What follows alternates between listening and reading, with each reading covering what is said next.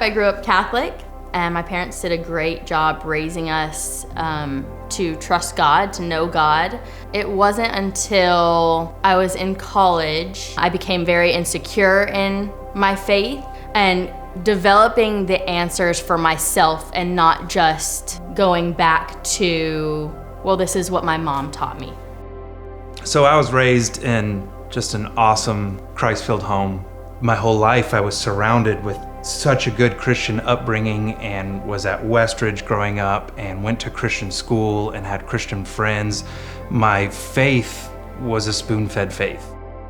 I did a 180 and ran from the Lord and left church and questioned my faith and just so lost in the party scene. And then, fast forward a few years, it got to the point where my mom had to call me up and she said, "You got two options, dude. You can either go to rehab or you're moving back in with me and you're going to CrossFit." A couple months after being there and starting to get my head screwed back on straight, I met Mallory, and I was in love at first sight. And then eventually she started to look at me with a twinkle in her eye. Logan and I's friendship quickly turned into a relationship. He was a dork, and I loved it. I loved every bit of it. She was kind of dorky too. I was. She was wearing a Piggly Wiggly t-shirt. I was. And have been together ever since. And dated a couple years, got engaged, and we got married January 1st, 2017.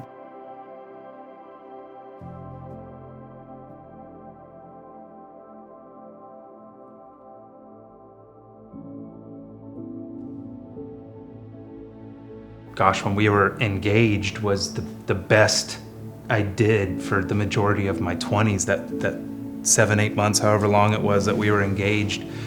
We were going to church. Porn wasn't an issue those 8 months. I knew I needed to get rid of it because I'm getting married, and I was convinced that once I got married, it would be gone. Poof, it would disappear. And I was so wrong. The temptation, the attacks from the enemy, whatever you want to call it, got worse after we got married. It didn't take long until I stepped out of our marriage, just a couple months in. Knew that there was a wedge between me and God.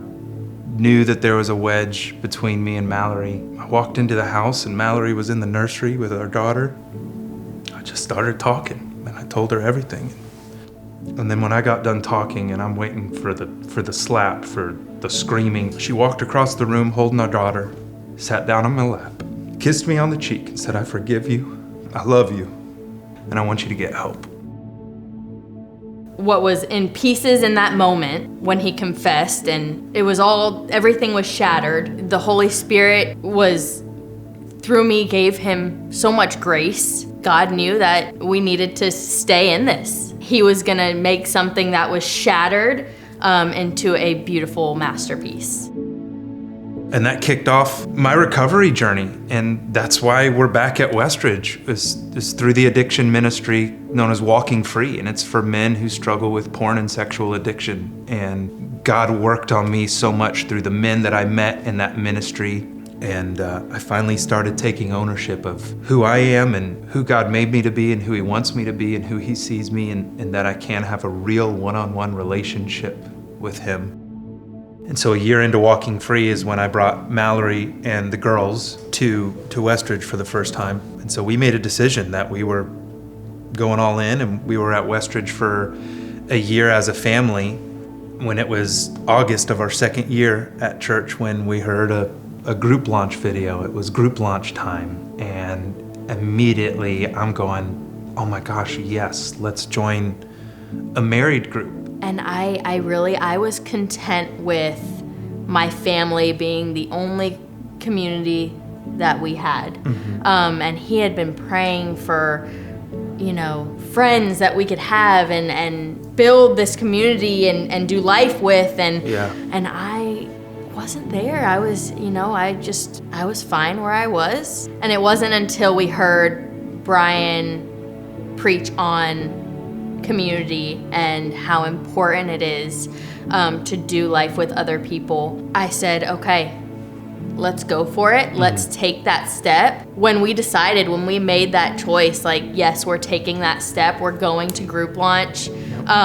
without planning any of the other details, God gave me so much peace, and He's going to line everything up for us. And here we found ourselves hosting and leading this group of young married couples, and that we get to share our stories with, our ups and downs with, and being vulnerable and believing that vulnerability breeds vulnerability and transparency breeds transparency. If we're gonna lead, this is how we're gonna lead. We're gonna lead by being real.